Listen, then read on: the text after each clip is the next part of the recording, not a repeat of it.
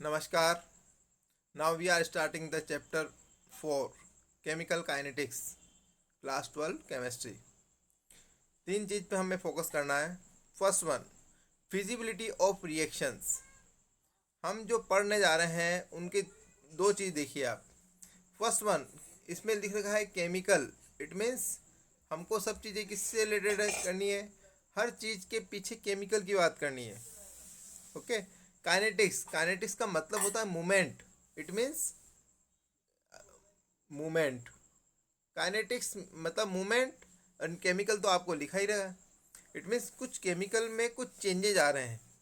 Chemical की जब बात करेंगे, फॉर एग्जांपल मैं किसी भी केमिकल का नेम लूँ. हमारे यहाँ मैक्सिमम सोल्ट्स यूज़ करते हैं. हम अगर सोल्ट लेंगे तो सोल्ट को जैसे ही पानी में डालेंगे उसमें केटायन और एनायन बनेंगे. ओके. उसके बाद में वो मूवमेंट करेंगे और मूवमेंट करने के बाद में उसमें से कुछ मतलब कभी एक्जोथर्मिक रिएक्शन होगी, कभी एंडोथर्मिक रिएक्शन होगी. तो इस संबंध में कुछ कुछ बातें होगी. इससे पहले हमने पढ़ा था spontaneous non spontaneous. It means वो फिजिबल है या नहीं है. मतलब हमने ए प्लस बी मिलाया है और उससे हमने कहा कि सी प्लस डी बनेगा. ओके. अब हमने कहा कि एक तो रिएक्शन होती है जो फिजिबल होती है, स्पॉन्टेनियस होती है. कब कि विदाउट एनी प्रॉब्लम ये अगर हो रही है, इसका मतलब स्पॉन्टेनियस. इसके लिए हमने डेल्टा जी का क्या यूज़ कितना होता है, ये नेगेटिव होना चाहिए. ऐसा हमने 11th में पढ़ा है. ठीक है ना. 12th में भी कहीं कहीं आया है अभी 3 चैप्टर्स में. Delta G negative it means वो स्पॉन्टेनियस होगी. या लेस देन जीरो कहा है, ये भी सही है. इसी तरीके से डेल्टा जी अगर पॉजिटिव होगी तो वो नॉन स्पॉन्टेनियस है. इट मीन्स वो स्पॉन्टेनियसली वो अकर नहीं हो रही है.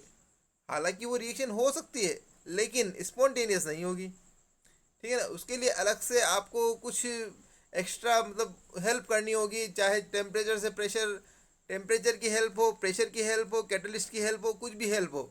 स्पॉन्टेनियस नहीं होगी. डेल्टा जी अगर नेगेटिव है तो स्पॉन्टेनियस. इट मीन्स वो फिजिबल है. ठीक है ना. और एक बात, extent of which reaction happen, मतलब किस हद तक होगी, कितनी कंप्लीट होगी. ठीक है ना. परसेंटेज क्या होगा, उसके बाद में कितना प्रोडक्ट बनेगा, रिएक्टेंट कितना यूज़ होगा, कितना जल्दी होगा. ठीक है ना. थर्ड वन है स्पीड ऑफ रिएक्शन, मतलब कितनी फास्ट होगी. सब तीन चीज़ हो गई.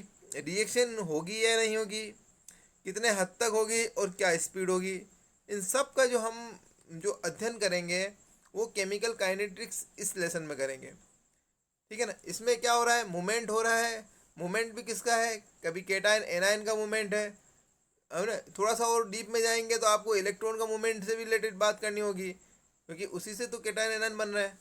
जैसे मैं फर्स्ट वन, अगर मैं एक हीरे की बात करें तो जो डायमंड होता है उसमें भी क्या होता है, कुछ न कुछ रिएक्शन होती रहती है.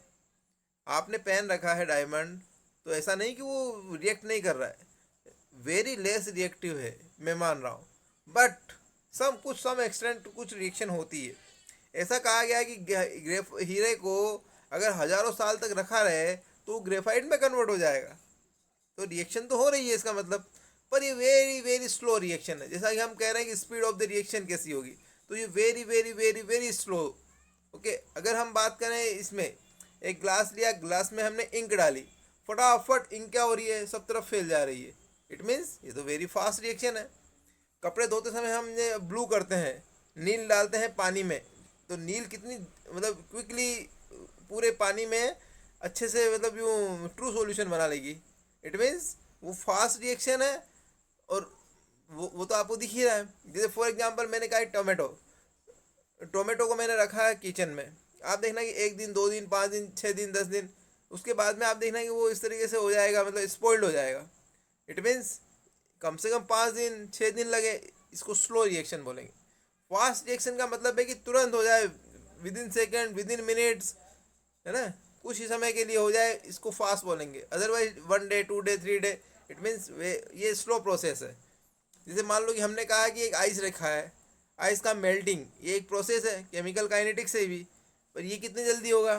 तो सॉलिड से लिक्विड बनने में आप देखना कि वेरी वेरी मतलब इतना कोई खास टाइम नहीं लगता है। अगर आउटर मोस्ट का टेम्परेचर एनवायरनमेंट के टेम्परेचर ज़्यादा होगा तो बहुत जल्दी ही वो तो मेल्ट हो जाएगा। इट मीन्स ये फास्ट रिएक्शन में काउंट होगा। मतलब मान लिया कि बाहर का टेम्परेचर कम भी है पर आइस होता है 0 डिग्री पर, तो यहाँ से तो ज़्यादा ही होगा।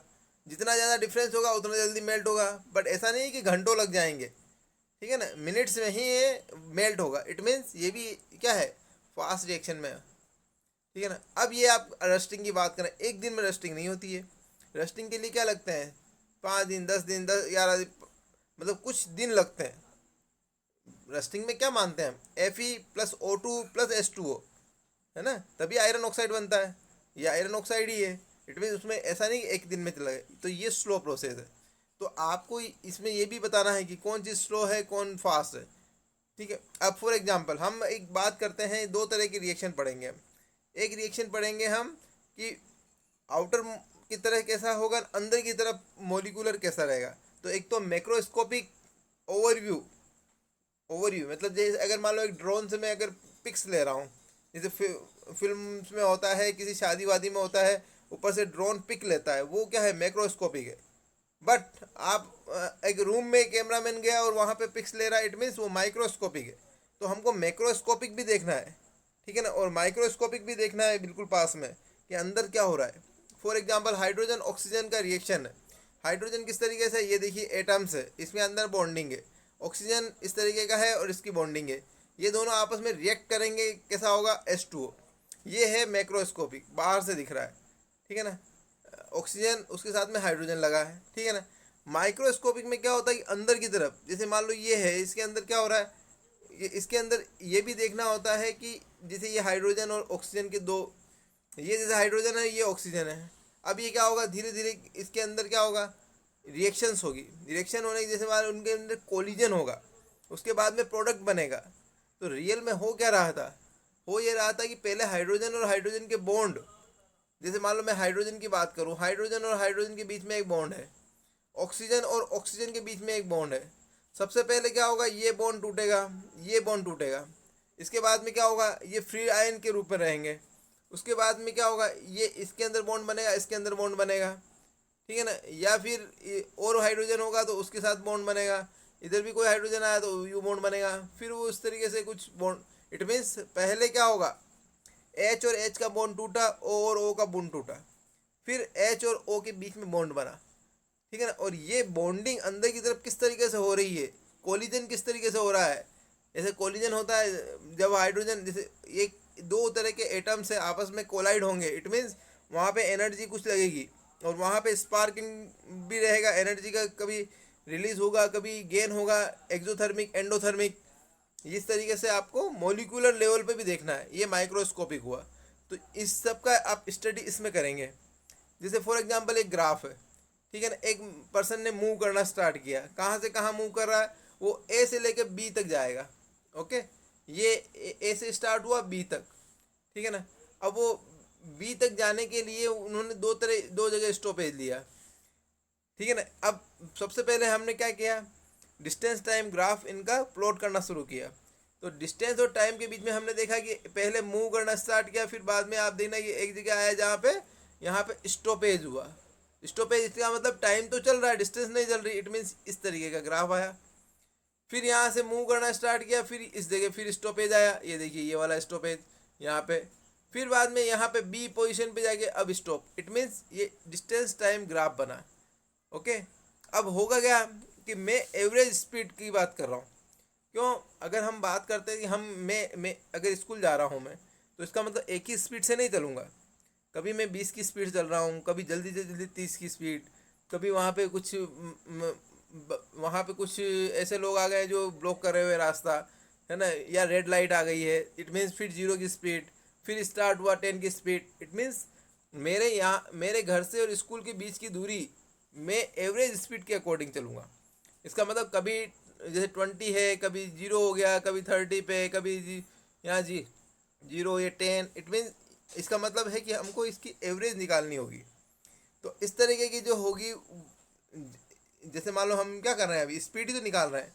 तो यहाँ जो स्पीड निकलेगी वो कैसी निकलेगी, टोटल, इसका एक फॉर्मूला है, total distance travelled divide by total time taken. मेरा डिस्टेंस कितना हुआ यहाँ से लेकर यहाँ तक, ये टोटल डिस्टेंस है, और इसके बीच में जो लगा टाइम है ये टोटल टाइम टेकन। इन दोनों को रखेंगे तो हमारे पास एवरेज स्पीड्स आएगी। ऐसी स्पीड हम यहाँ पे केमिकल रिएक्शंस में भी करते हैं कि ए प्लस बी, इस रिएक्शन को होने में कितना टाइम लगा, उसको टाइम को आप मेज़र करेंगे कि 10 मिनट में बन गया। ये जैसे मान लो ये ए प्लस बी इजिकल टू सी, इसको सी को बनने में कितना टाइम लगा, टाइम देख लीजिए, ठीक है ना। और उसके बाद में उस अकॉर्डिंग हम स्पीड कैसे निकाल रहे हैं, या स्पीड ऑफ द रिएक्शन निकाल रहे हैं। इंपॉर्टेंट बात, time taken to complete the reactions. कभी टाइम कम अगर टेकन है तो it means less time taken, it means very fast, है ना। Moderate time taken it means something, मतलब मॉडरेट टाइप की स्पीड, बहुत ज़्यादा टाइम लिया इट मीन्स बहुत आराम से चल रहा है, वेरी स्लो स्पीड। यहाँ हम रिएक्शन की स्पीड्स के बारे में बात करेंगे, और इसका ये इस चैप्टर में इसको पढ़ाने का मीनिंग भी यही है कि कौन रिएक्शन कितनी स्पीड से, कौन कम। फॉर एग्जांपल एक और चीज़ दे रखिए, इंस्टेंटेनियस। इंस्टेंटेनियस का मतलब है कि एक पर्टिकुलर टाइम इंटरवल पर पर्टिकुलर डिस्टेंस ट्रेवल होगी। तो जब एक पिन पॉइंटेड की बात करें, जैसे फॉर एग्जांपल इसी ग्राफ में पी पॉइंट पे देखिए, इस पी पे कितना टाइम लिया और कितनी डिस्टेंस कवर की। अगर इसको मैं के साथ में मैं अगर एक ग्राफ बनाऊं, पहली बात तो ये कि यहाँ पे अगर करना होगा तो मुझे क्या करना होगा, स्लोप के बारे में बात करनी होगी। क्यों, एक पर्टिकुलर पॉइंट पे आपने टेंजेंट, उसके बाद स्लोप निकाला, उस स्लोप किसके इक्वलेंट होगा, वो slope D x by D T, ठीक है ना। डी एक्स मतलब वेरी वेरी स्मॉल, और उसमें टाइम टेकन भी वेरी वेरी स्मॉल, तो ये जो टाइम टेकन और डिस्टेंस का वेरी स्मॉल है, इसलिए ये इंस्टेंटेनियस, और ये स्लोप के बराबर होगा। क्यों, क्योंकि पर्टिकुलर एक पॉइंट की बात कर रहे हैं।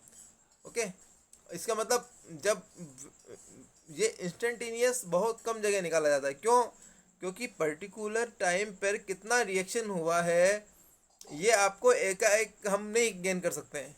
तो इसीलिए क्या करते हैं, इंस्टेंटेनियस बहुत कम केस में होता है, लेकिन कैसे निकालते हैं वो आना चाहिए। तो D x by D T से निकालेंगे, अदरवाइज एवरेज ही निकालेंगे हर जगह। आपको भी न्यूमेरिकल्स कराएंगे उसमें भी यही रहेगा।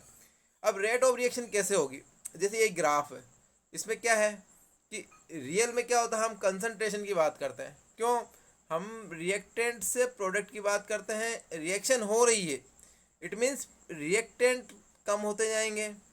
इसका मतलब देखिए ये रिएक्टेंट है, रिएक्टेंट आप देखिए टाइम के अकॉर्डिंग रिएक्टेंट कम होते जा रहा है, जैसे ये है, ये कम होता जा रहा है। प्रोडक्ट प्रोडक्ट बढ़ते जाएंगे, जैसे देखिए ये टाइम इंटरवल के अकॉर्डिंग, देखो टाइम के अकॉर्डिंग वो प्रोडक्ट बढ़ता जा रहा है। अब आप देखिए ये रिएक्टेंट का कम होना, प्रोडक्ट का बढ़ना, ये क्या है, एक ही ग्राफ में दोनों को समझाया। बस रियल में क्या है, दोनों साथ इसलिए करते हैं क्योंकि एक ही रिएक्शन में दोनों हो रहा है। रिएक्टेंट का कम होना और प्रोडक्ट का बनना साथ साथ चल रहा है, ठीक है ना। एक चीज़ और देखिए इसमें, अगर मैं कहूँ कि रिएक्टेंट की बात करूँ मैं, जैसे फॉर एग्जांपल इसी ग्राफ में देखिए, मैंने सब चीज़ों को वापस री करी है। रिएक्टेंट का ये जैसे मान रिएक्टेंट कम हुआ तो यहाँ देखिए प्रोडक्ट उतना बढ़ा, रिएक्टेंट और कम हुआ प्रोडक्ट उतना बढ़ा, रिएक्टेंट और कम प्रोडक्ट उतना, रिएक्टेंट और कम उतना। इट मीन्स रिएक्टेंट का कम होना और प्रोडक्ट का बनना दोनों एक जैसा है।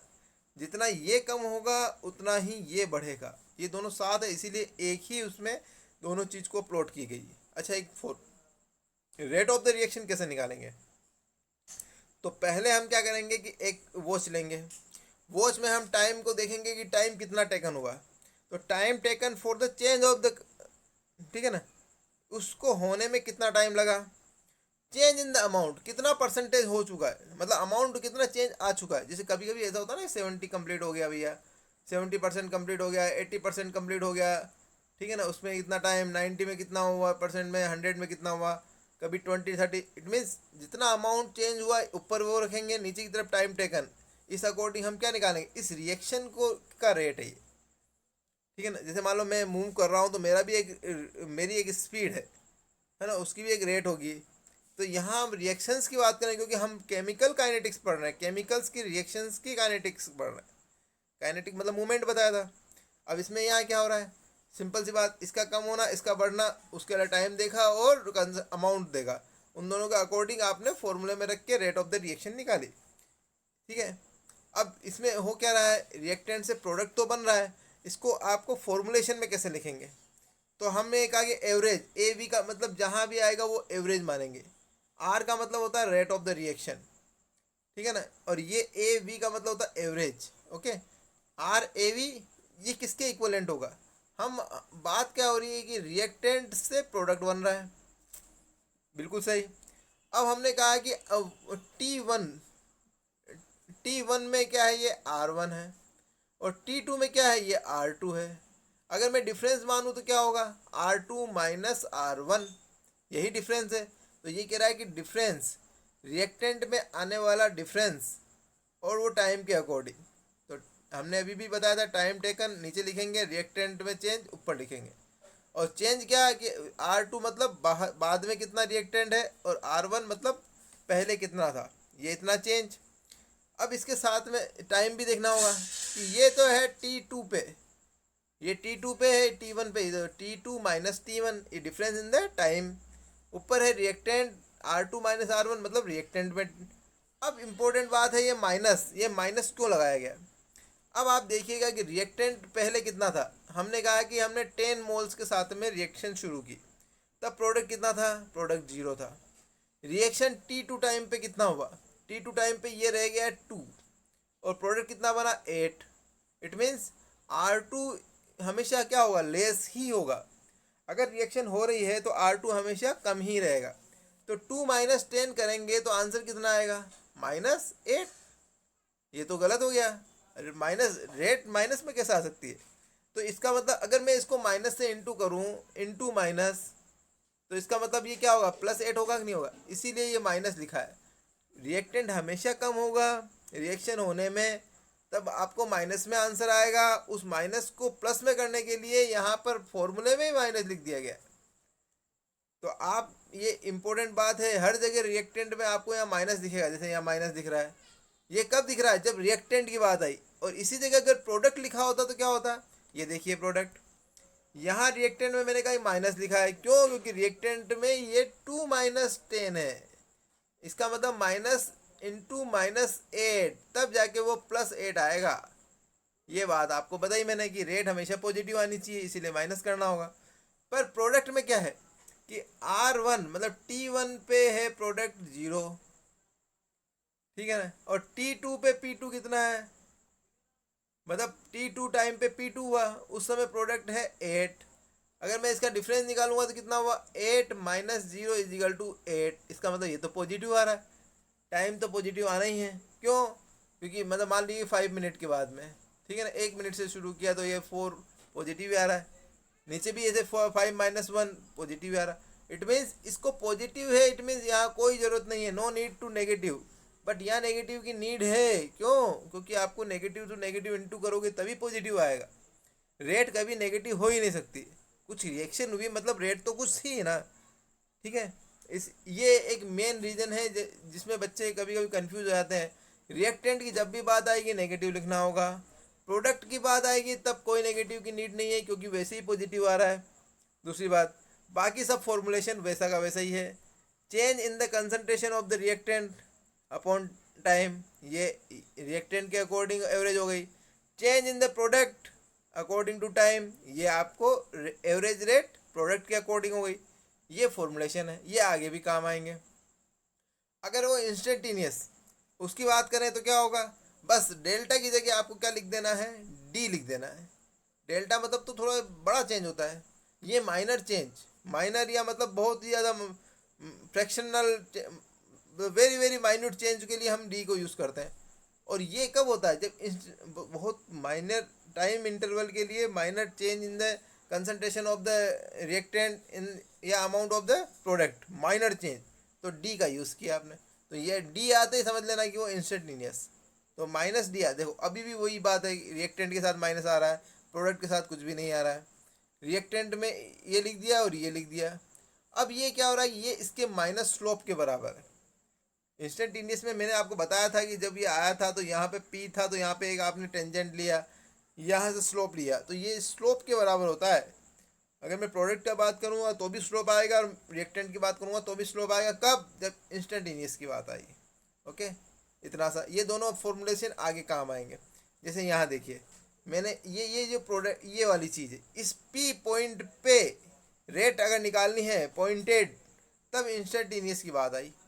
अब इसी जगह पे रिएक्टेंट में कमी, minus D R by D T, product में बढ़ा तो D P upon D T. ये दोनों माइनस स्लोप है, ये प्लस स्लोप है, कोई प्रॉब्लम नहीं, इसके बारे में हमने अभी डिटेल में समझाया आपको। और ये दोनों बात क्या है, ये कंसंट्रेशन और टाइम के बीच में ग्राफ है, ये इंपॉर्टेंट बात है। रिएक्टेंट की कंसंट्रेशन में कमी, प्रोडक्ट की कंसंट्रेशन में बढ़ना, ये चीज़ है। अगला, ये हम कुछ एक अब यूनिट्स की बात करेंगे। यूनिट क्या होगी? फॉर्मुलेशन, उसके अकॉर्डिंग यूनिट आएगी। तो रेट ऑफ द रिएक्शन क्या होती है? Minus D R by D T या D P by D T, ये भी निकाली।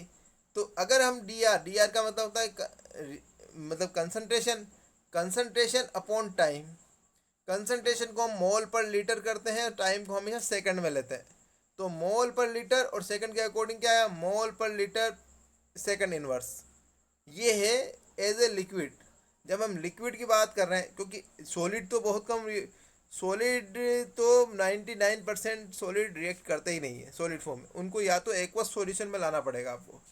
एक्वस सॉल्यूशन में लाया तो भी आप देखना कि वो लिक्विड फेज में आए, मेल्टिंग फेज में आया तो भी वो लिक्विड फेज में आएगा। मतलब मैक्सिमम आप कंसंट्रेशन की बात करोगे लिक्विड फेज में ही रहेगा। ओके, तो लिक्विड फेज में मोल पर लीटर पर सेकंड, ठीक है, लीटर की बात आ गई, समझ लो लिक्विड ही है वो, ठीक है ना। अगर उसकी जगह गैसियस फेज में, वहाँ भी रिएक्शन होगी, गैस फेज में भी होगी। मैंने सॉलिड के लिए मना किया ना, लिक्विड में होगी, गैस फेज में होगी। लिक्विड में अगर रेट निकालूंगा तो मोल पर लीटर पर सेकंड, और इसी जगह अगर मैं गैस फेज में ले लूँ तो क्या होगा? उसकी जगह आप कंसंट्रेशन लेंगे आप प्रेशर में, और प्रेशर को आप मेज़र करते हो एटमॉस्फेरिक प्रेशर, एटीएम। तो एटीएम अपॉन सेकंड, ये इस तरीके से यूनिट होगी। कब? जब ये गैसियस फेज में अगर रिएक्टेंट लिए जाए, ठीक है ना। इससे पहले क्या था? अगर लिक्विड फेज में रिएक्टेंट है तो ये वाली यूनिट, अगर रिएक्टेंट गैस फेज में तो ये यूनिट। सिंपल कंपेरेटिव स्टडी के लिए यहाँ पे एक साथ लिखा गया है, ठीक है। अगला, अगर मैं कहूँ कि रिएक्शन करिए कि Hg+Cl2, HgCl2, ठीक है। यहाँ पर 1 मोल Hg react with the 1 mole of the chlorine gas and make HgCl2, इसका भी 1 मोल। सिंपल। अब रेट ऑफ द रिएक्शन कैसे निकालेंगे, इसके बारे में अब थोड़ा सा डिटेल में पढ़ेंगे अपन। इसी तरीके से नीचे देखिए, 2 मोल HI रिएक्ट कर रहा है और क्या बना रहा है? 1 मोल H2 और 1 मोल I2 हो गया। अब इससे हमको ऑर्डर और मोलिकुलरिटी के बारे में पता करना है कि ये क्या होता है इसमें, रेट ऑफ रिएक्शन कैसे निकालते हैं। ये आपका पहला Hg+Cl2 HgCl2। अगर मैं रेट ऑफ द रिएक्शन लिखना सीखूं तो कैसे लिखेंगे? तो सिंपल, मैंने अभी भी बताया था कि रिएक्टेंट की कंसंट्रेशन लिखते हैं, change in the reactant concentration in respect to time. तो टाइम के लिए नीचे लिख दिया, ऊपर कंसंट्रेशन Hg लिखा, पर Hg रिएक्टेंट है इसीलिए यहाँ नेगेटिव आया। देखिए यहाँ पे ये नेगेटिव क्यों आया? क्योंकि ये रिएक्टेंट है, और ये इक्वल होगा किसके? आगे देखिए, क्लोरीन की कंसंट्रेशन अपॉन टाइम, ये देखिए फिर नेगेटिव, क्यों? ये भी रिएक्टेंट है। आगे देखिए, ये इसके इक्वल होगा किसके? प्रोडक्ट के, कि ये देखो प्रोडक्ट में आया चेंज ये टाइम, पर यहाँ देखिए पॉजिटिव है। पॉजिटिव लिखते नहीं है, पर ये इससे ही पता चल रहा है ये प्रोडक्ट है। तो ये लिखना आपको आ जाना चाहिए, अदरवाइज क्या होगा, आप वो उस तरीके से वो नहीं कर पाएंगे जिस तरीके से अब कोई, अभी आप एग्जाम की एग्जाम्पल बताएंगे हम आपको प्रैक्टिकल टाइप का, उसमें आप देखिएगा ये बहुत थोड़ा सा कठिन रहता है। जैसे मैं बात कर रहा हूँ N2 3s2, ये थोड़ा सा टफ है, इसको थोड़ा सा आपको डीपली समझना है कैसे। अब आप उस तरीके से करना चाहेंगे तो वो तो आ ही गया है, जैसे N2 तो ये लो N2, रिएक्टेंट तो ये नेगेटिव, कोई प्रॉब्लम नहीं। तो ये हो गया टाइम, सिंपल। पर यहाँ स्टोइकियोमेट्रिक कोएफिशिएंट कितना है? 1 है, तो यहाँ कोई प्रॉब्लम नहीं। यहाँ देखिए मेन इंपॉर्टेंट, जब स्टोइकियोमेट्रिक कोएफिशिएंट 1 के अलावा कुछ भी होगा तो आपको यहाँ पर उसको यहाँ पर लिखना होगा। 3 mole of H2 it means 1/3, 2 मोल होता तो 1/2, 4 होता तो 1/4, 5 होता तो 1/5। मतलब स्टोकियोमेट्रिक कोएफिशिएंट को आपको इसी तरीके से यहाँ पे लिखना है, डिवाइड 1 बाई करके। और नेगेटिव तो रिएक्टेंट के लिए आता ही है, तो वो नेगेटिव तो आना ही आना है, वो तो अलग रहे। अभी स्टोकियोमेट्रिक कोएफिशिएंट को इस तरीके से यहाँ लिखना है, ये इंपॉर्टेंट है। अच्छा, प्रोडक्ट के लिए लिखेंगे, बिल्कुल लिखेंगे। कैसे देखिए, अब ये प्रोडक्ट का देखिए, यहाँ पे लिखा हुआ है 2 NH3, ये लिखिए NH3, ये पॉजिटिव, बिल्कुल सही। अब इम्पोर्टेंट बात है, ये स्टोकियोमेट्रिक कोएफिशिएंट यहाँ पर डिवाइड होकर 1/2 लिखा गया, ये एक रूल है। अब ये रूल आया कहाँ से, ये देखिए आप, देखिए मैंने कहा ये वाला, इसको समझिएंगे तो वैसे भी समझ में आ जाएगा कि ये क्यों आया। ठीक है, N2 3S2 2NH3, ये पहले से ही है। अब इम्पोर्टेंट देखिए, इसमें से मैंने अगर कहा कि T0 पे कितना होगा, तो वो कह रहा है इसका X है, इसका Y है और इसका Z है। Simple amount. T टाइम पे, मतलब टाइम निकलने के बाद T टाइम पे इसने कहा कि इसका कितना था कि X पहले था, अभी 1 मोल कम पड़ गया, तो X-1 हो गया। इसके कितने 3 मोल्स हैं, ठीक है ना। T टाइम पे कितना कम हुआ कि Y था और अब Y-3 कम पड़ गया। और इधर Z था, इधर Z+2 इतना बढ़ गया, ये प्लस है ना, Z+2 इतना बढ़ गया, मतलब प्रोडक्ट तो बनता है कि T टाइम के बाद इतना बढ़ गया, इसका कम हो गया, इसका कम हो गया, ये इंपॉर्टेंट। इसके अकॉर्डिंग अब रखिए उसका, क्या रखेंगे कि ये देखिए रिएक्टेंट की रेट कैसे निकालेंगे कि delta N2 upon delta T, ये हो गया, जैसा ऊपर लिखा गया था ऐसा ही यहाँ लिखा, ठीक है ना। अब इसके बाद इधर लिखिए, ये इसके S2 के हिसाब से मैं delta S2 upon delta T और माइनस ऐसा लिखूंगा। अभी मैं स्टोकियोमेट्रिक कोएफिशिएंट नहीं लिख रहा हूँ, ठीक है ना, क्यों, क्योंकि मैं बताना चाह रहा हूँ कि 1/3 कहाँ से आया था, ठीक है ना। अगर मैं NH3 की बात करूँ तो क्या होगा, delta NH3 by delta T, इस तरीके से लिखा। जब आप इसको कैलकुलेट करेंगे, क्योंकि ये तीनों इक्वल होना चाहिए, क्या ये इक्वल है, ठीक है ना, तो बोलेंगे हाँ इक्वल है। बट फिर स्टोकियोमेट्रिक कोएफिशिएंट कहाँ गया, क्यों, क्योंकि इनमें चेंज तो दूसरा आया है, तो उन्होंने कहा हाँ चेंज लिखना पड़ेगा। तो चेंज कितना लिखेंगे कि T टाइम के बाद में कंसंट्रेशन में कितना चेंज आया, तो यहाँ क्या लिखेंगे X-1, फिर क्या लिखेंगे, फिर लिखेंगे -1 -X। ये बाद में था और ये पहले था, जब आप इसको क्रॉस आउट करेंगे तो ये निकलेगा, आंसर आएगा -1। द -1 क्या लिखा आपने, change in the concentration of the N2, और माइनस पहले से था तो minus into minus is equal to कितना हुआ +1, तो +1/T। कुछ थोड़ा सा आपको लगा हुआ है कि ज़्यादा कैलकुलेशन हो गई, ठीक है ना। मैं इसको फिर से कहता हूँ, देखिए इसमें अब आपको इसको देखिएगा। अब मैं चेंज इसकी बात कर रहा हूँ, मैं बात कर रहा हूँ कि हाइड्रोजन की कंसंट्रेशन में कितना चेंज आया, तो T टाइम के बाद में कितना था Y-3, ठीक है ना। -Y करेंगे कि नहीं करेंगे, क्यों, क्योंकि उससे पहले T0 पे तो Y था, जब ये इंटू तो 3 बच गया, तो -3 बचा, लेकिन माइनस के फॉर्मूले में है ये वाला, तो ये बाद में क्या हो जाएगा, माइनस और माइनस +3 हो जाएगा, ठीक है, ये लो +3 डिवाइड बाई T, ठीक है। अब NH3 की कंसंट्रेशन में चेंज देखिए, ठीक है ना, या अब मैं इसकी बात कर रहा हूँ, ये Z+2 है, तो Z+2 -Z, तो Z से Z कैंसिल आउट है, 2/T। इस केस में देखिए यहाँ पर 1 है, यहाँ 3 है और यहाँ 2 है, तो ये इक्वल हुआ क्या, जबकि रूल कहता है कि तीनों की rate of the reaction equal होगी। इसीलिए आप देखिए इक्वल करने के लिए ये 3 को कैंसिल आउट करना होगा, तो 1/3 किया, तब ये कैंसिल आउट हुआ, तो ये 1/T आंसर आया। जब ये 1/2 किया तो 2 से 2 कैंसिल आउट हुआ, तब 1/T आंसर आया। ये थोड़ा डीप नॉलेज है जो आपकी बुक में भी लिखा है, ठीक है ना। ये 1/T क्यों किया, स्टोकियोमेट्रिक कोएफिशिएंट को नीचे क्यों लिखते हैं, इसके कारण ये लिखा है कि जब इनमें चेंज आता है, जब कैंसिल आउट करोगे तो आंसर कितना आएगा, थोड़ा सा डिफरेंट आएगा, जो कि equality of the rate of reaction इसके रूल के खिलाफ हो गया। इसको इक्वल करने के लिए स्टोकियोमेट्रिक कोएफिशिएंट से आप 1/, करते हैं, मतलब नीचे डिवाइड करके करते हैं, ताकि वो कैंसिल आउट होकर वो आंसर वो सेम रहे। जैसे यहाँ अगर मैं 1/3 नहीं करता, जैसे ये देखिए, अगर मैं 1/3 नहीं करता तो ये 3/t होता है, 1/t होता है, और ये 2/t, ये इक्वल नहीं है। इसको 1/3 से करोगे तभी वो कैंसिल आउट होगा, ये 1/2 से करोगे तभी वो कैंसिल आउट होगा। ठीक है ना, ये बात आपको डिटेल में समझा दी।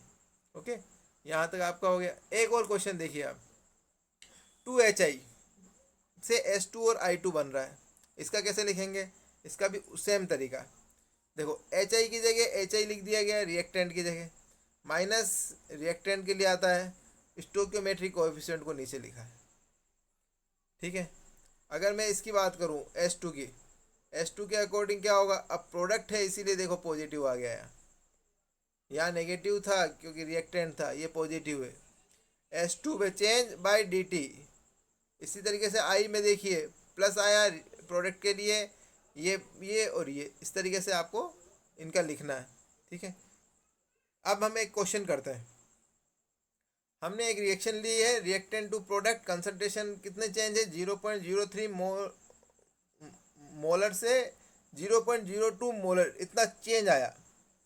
ठीक है ना, इसको मैं उसके अकॉर्डिंग लिखूंगा। कैसे लिखूंगा कि टी जीरो पे कितना है और उसके बाद कितना है।